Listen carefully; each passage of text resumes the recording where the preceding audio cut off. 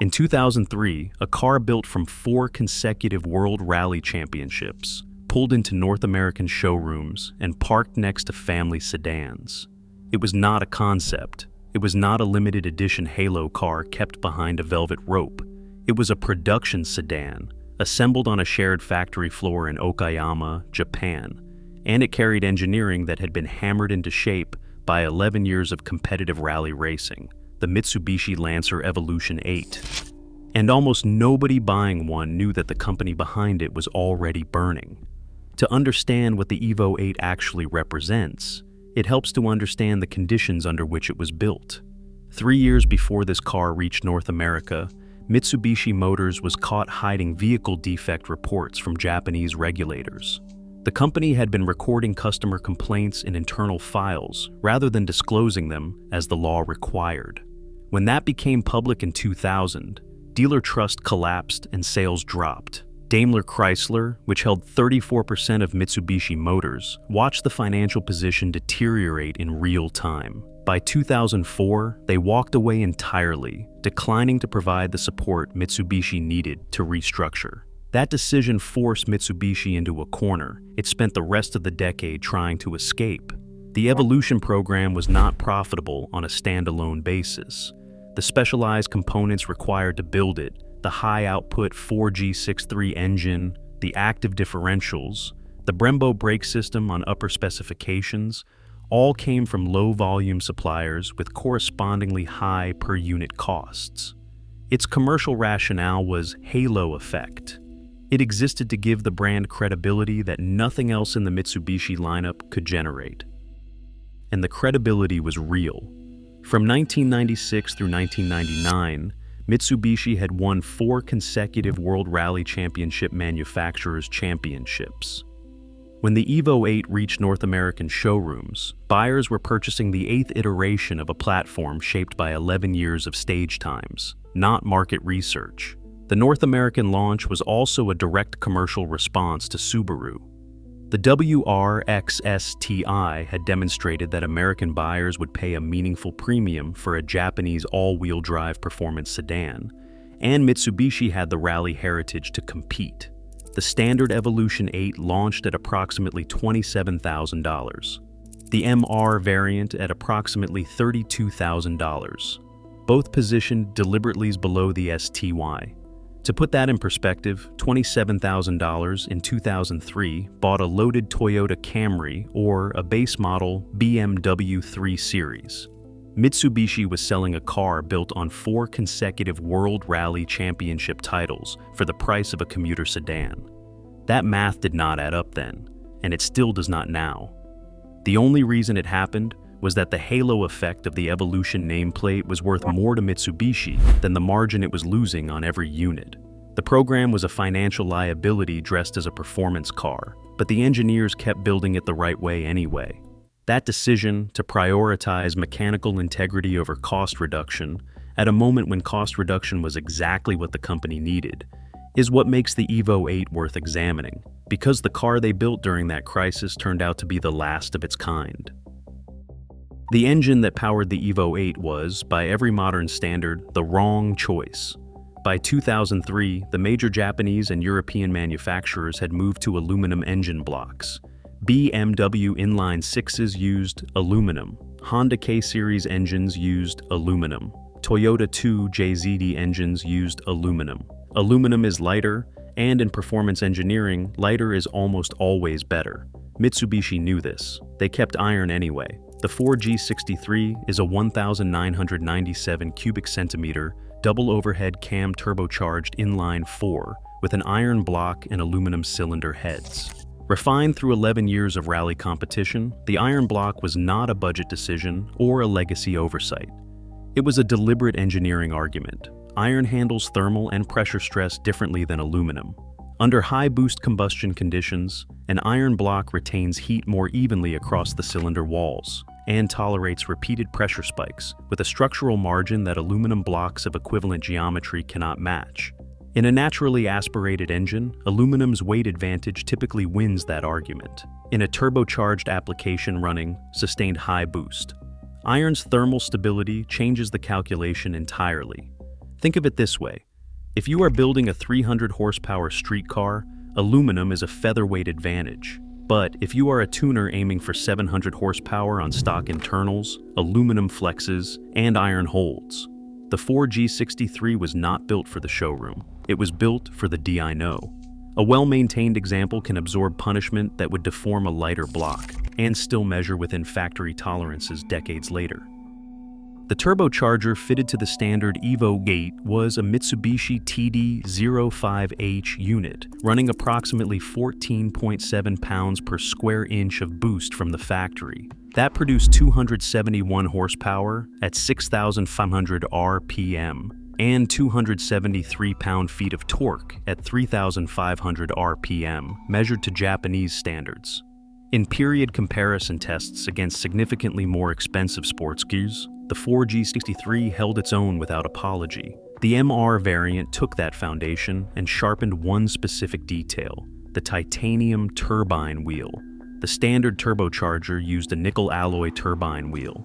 The MR replaced it with titanium, which weighs roughly 45% less for an equivalent geometry. That mass reduction directly reduces rotational inertia, meaning the turbine accelerates faster in response to exhaust gas pressure. The result is faster spool up and a measurable reduction in turbo lag that experienced drivers could detect in real-world conditions, not just on a dynamometer. It changed how the car felt at partial throttle, in corners, and in the moment between lifting and reapplying power. There is one maintenance reality the 4G63 demands respect for, and it is non-negotiable. The engine uses a timing belt, not a chain. It is an interference engine, meaning belt failure causes valve to piston contact and catastrophic internal damage. The factory replacement interval is 60,000 miles, shorter than the 90,000-mile intervals common on many Japanese engines of the same era, because the turbocharged application creates higher operating temperatures that accelerate belt degradation.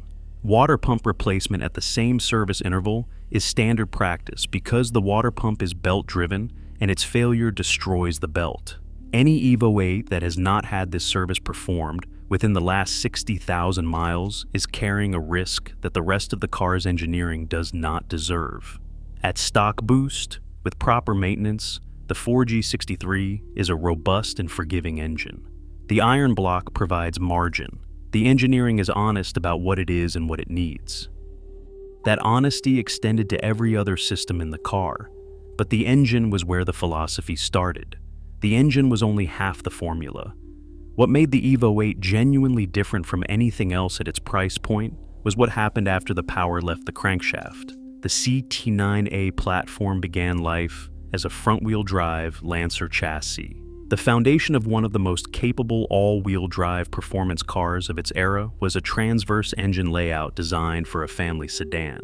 Mitsubishi engineers grafted a longitudinal all-wheel drive system onto that architecture, routing a driveshaft rearward to a rear differential with a center differential managing torque distribution between axles. It was an adaptation, an argument won through engineering discipline rather than clean-sheet design. And it worked better than almost anything else on the road. The standard Evo 8 used a viscous coupling center differential, a passive system that transfers torque between axles based on rotational speed differences. No electronics, no solenoids, no driver input required. The MR specification replaced that with an active center differential, hydraulically actuated and electronically controlled, capable of distributing torque more precisely across a wider range of conditions. Two different systems, two different maintenance profiles, and two different characters behind the wheel. The standard car was more mechanical in its responses. The MR was more surgical. Both variants shared the torsion front differential, and this is where the engineering philosophy becomes clearest. The torsion uses helical worm gears to distribute torque between the two front wheels. No sensors, no solenoids, no control module making decisions. It reads traction differences through the physics of gear geometry and responds instantly, transferring torque away from the wheel, losing grip toward the wheel that can use it. The bias ratio was approximately 2.5 to 1, a deliberate compromise that balanced traction enhancement against steering feel. The engineers chose feel over maximum grip, which is a decision that reveals exactly what kind of car they were building. Forget the math for a moment. Here is what that ratio actually feels like. Mid-corner, front tires losing grip. The standard Lancer's nose pushes wide and understeers away from the line. In the Evo 8, the steering wheel loads up instead. Real mechanical resistance, as the torsion reads the traction difference and transfers torque toward the wheel that can use it. No warning light, no intervention. Just the gears doing their job through physics. That weight in the wheel, the car pulling itself back onto line, is exactly what modern electric power steering filters out in the name of refinement. The Evo 8 did not filter anything. The rear differential was a helical limited slip unit, also passive, also mechanical. Together, the three differential system created torque vectoring capability across all four wheels without relying on electronics to hold it together. Every surviving Evo 8 still has a fully functional front differential, regardless of age, because there are no electrical components in it to fail. Period testing confirmed what the engineering suggested. Car and driver, and road and track placed the Evo 8 above the WRXSTI in lateral acceleration and braking distance in their comparison tests. The AWD system's mechanical sophistication was the primary reason. The Subaru system was capable, but the Evo's combination of mechanical differentials and rally-derived geometry produced cornering limits that the STI could not consistently match in controlled testing conditions. The gearbox feeding all of this deserves attention. The standard 5-speed manual was a get-rag-designed unit, sourced from the same German transmission specialist that supplied BMW and Ferrari. Mitsubishi's domestic suppliers could not meet the load requirements the rally program demanded, so they went to Germany. That decision added cost. It also added durability and precision that the AWD system required to function as intended. What the complete drivetrain package represented was a mechanical solution to a problem that modern performance cars solve with electronics. Stability management, torque vectoring, traction control. These are software answers to questions the Evo 8 answered with gear geometry, fluid dynamics, and rally-tested hardware. The formula was not simple, but it was honest. The standard Evo 8 was already a serious machine. The MR was what happened when the engineers stopped making compromises. Every addition followed the same logic. Keep the engine in its power band longer, stop harder, absorb road imperfections without losing composure. Each upgrade traced directly back to something the rally program had already proven necessary on competitive stages. None of it was cosmetic. The transmission change tells that story most clearly. The standard 5-speed drops the engine to approximately 5,000 RPM when shifting from second to third at the top of the rev range. 5,000 RPM sits below the 4G63 engine's peak power band, which runs from approximately 5,500 to 7,000 RPM. That gap means the driver has to wait while the engine climbs back through the power band before full acceleration resumes. On a stage, that pause costs time. The MR's close ratio 6-speed eliminates it.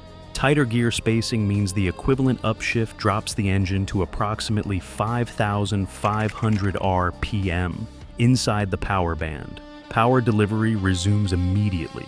That is standard practice in motorsport gearbox design, and it is the kind of detail that separates a car built for driving from a car built for specification sheets. The suspension upgrade followed the same principle. Bilstein dampers replaced the standard units, bringing damping characteristics tuned for precision over comfort. The Bilstein units manage body motion with less compliance than the standard setup, which means more feedback through the chassis and more consistent cornering behavior at the limit. Ride quality suffers slightly. Cornering confidence improves substantially. The MR made that trade without hesitation. The braking system on the MR is where the engineering becomes almost demanding of its owner. Brembo 4 piston front calipers with 330mm rotors replace the standard brake specification. The Brembo system provides fade resistance at track operating temperatures that the standard setup cannot approach. But it also requires brake fluid with a dry boiling point above 230 degrees Celsius, a specification that exceeds what many general service facilities stock as standard. The system's performance envelope assumes that fluid specification is met. Track use with the wrong fluid creates brake fade at exactly the moment the driver is relying on the brakes most. The service manual documents the requirement clearly. Standard brake flush procedures at shops, unfamiliar with the MR specification, frequently missed it anyway. That gap between the car's engineering and the service reality surrounding it is worth noting. The MR was built to a track grade standard that the broader service infrastructure was not prepared to support. Owners who understood the car maintained it correctly. Owners who treated it like a standard sedan maintenance item created problems the engineering itself had already solved. There is one further detail about the MR that shapes how its performance figures should be read. The North American specification added approximately 50 to 70 pounds of structural reinforcement to meet federal side impact standards that the Japanese domestic market car did not require. Direct performance comparisons between North American test figures and Japanese domestic market data do not account for that weight difference. The North American car was heavier. The performance numbers reflected that quietly, in ways that period reviews rarely explained. The MR was not a perfect object. It was a precisely engineered one, built to a specific standard, and honest about what it required in return. For anyone considering an Evo 8 today, 3 things are worth checking before anything else. First, the timing belt service history. 60,000 miles is the hard limit on a turbocharged 4G63, and an engine without documented service is carrying a risk that the rest of the car does not deserve. Second, on MR variants, the active center differential pump. Corrosion on the pump body and connector is a documented failure point on cars that have sat or been maintained without attention to that system specifically. Third, the brake fluid. Dark, contaminated fluid in an MR with Brembo calipers means the system's fade resistance is already compromised. A seller who describes the car as just a Lancer is telling something important about how it was maintained. The Evo 8 was not the end of the nameplate. It was the end of the philosophy. What came after it followed a pattern that was visible in hindsight, though not obvious at the time. Each successive generation added capability on paper, while quietly moving the car further from the mechanical directness that had defined it. The additions were logical. The cumulative effect was a different kind of machine entirely. The Evolution 9 arrived for the 2006 model year, carrying the same CT9A platform and the same 4G63 iron block. On the surface, it looked like a refinement rather than a departure. Mitsubishi added VIII variable valve timing to the intake camshaft, a system that continuously varies valve timing and lift to improve low RPM torque without sacrificing high RPM power. In isolation, that is a sensible engineering decision. The 4G63 gained flexibility it had not previously had, and the numbers improved. But VIII introduced something the Evo 8's engine did not have: oil pressure-dependent components. The VIII actuator relies on clean, correctly pressured oil to operate as designed. As mileage accumulates and oil maintenance becomes inconsistent, those actuators develop a documented sticking problem that does not exist in the simpler Evo 8 engine. The 8's 4G63 rewards maintenance and tolerates imperfection with an iron block's characteristic patience. The 9's engine is less forgiving of the same neglect. The complexity added a failure mode that the previous generation had engineered around by not being complex in the first place. The Evolution 10 represented a more fundamental break. For 2008, Mitsubishi replaced the 4G63 entirely. The new engine was the 4B11, a 2-liter turbocharged 4-cylinder with an aluminum block and aluminum heads. The weight saving was real. The thermal margin that the iron block had provided under sustained high boost was gone. The 4G63's structural patience under hard use came directly from the properties of the material it was cast from. The 4B11 was a more modern engine by every conventional measure. It was also less forgiving of the conditions that performance driving creates.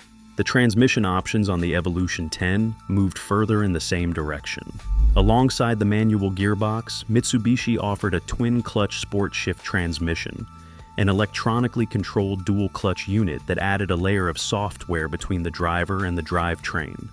The SST was faster in measured shift times than a human operating the manual. It was also more complex, more expensive to service, and further from the mechanical transparency that Evo 8 owners had come to understand as the car's defining characteristic. Period reviews of the Evolution 10 noted that it was quieter, more refined, and more comfortable than the 8. Those observations were accurate. They were also, for a significant portion of the enthusiast community, exactly the wrong direction. The Evo 8's interior was loud. The ride was firm. The mechanical responses were immediate and unfiltered. These were not flaws that buyers tolerated despite the car's performance. For many of them, those qualities were the performance. The 8 communicated everything. The 10 managed more and communicated less. The market responded accordingly.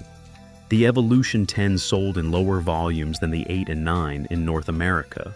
Mitsubishi discontinued the Lancer Evolution after the 2015 model year without announcing a replacement. The official explanation pointed to financial constraints and a strategic shift toward SUVs and crossovers. Both of those things were true, but underneath them was the same commercial reality that had been present at the 8's launch. The program had never been profitable on a standalone basis. Each new generation required development investment that the sales volumes could not justify. When the electronics complexity of the 10 pushed those development costs higher, while the enthusiast community signaled it preferred what the 8 had already done, the program's rationale collapsed.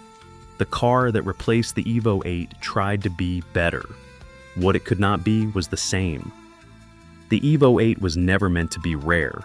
It became rare because Mitsubishi could not afford to build more of it. North American production ran approximately 3,500 to 4,000 units per model year across the 2003 through 2005 period.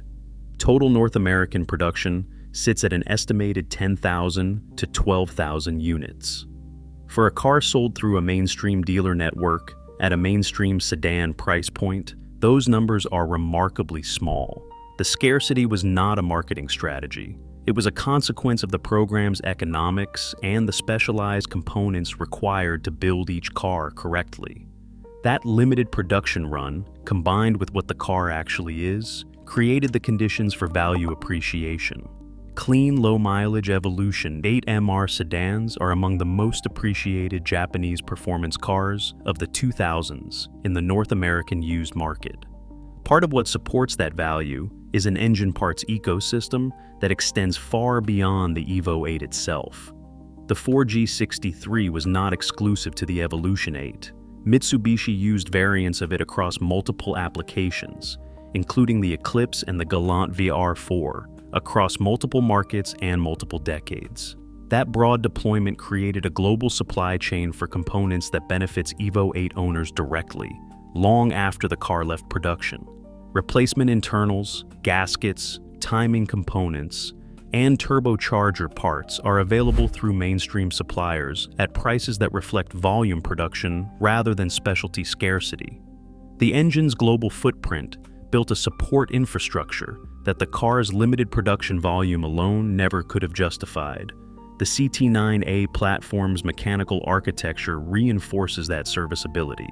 The iron block engine, the manual-only transmission, and the mechanical limited slip differentials in most configurations can all be serviced by competent mechanics without Evolution-specific diagnostic equipment. The most complex system on the car, the active center differential on MR variants, has 2 decades of documented service procedures accumulated through the enthusiast community. A specialist familiar with the platform can diagnose and repair it without factory tooling. That accessibility matters enormously for a car that is now more than 20 years old. The comparison with the Evo 8's closest rival is instructive. The Subaru WR XSTI of the same era has followed a parallel trajectory. But the EJ257 Boxer engine carries a documented head gasket failure pattern at moderate mileages that does not exist in the 4G63.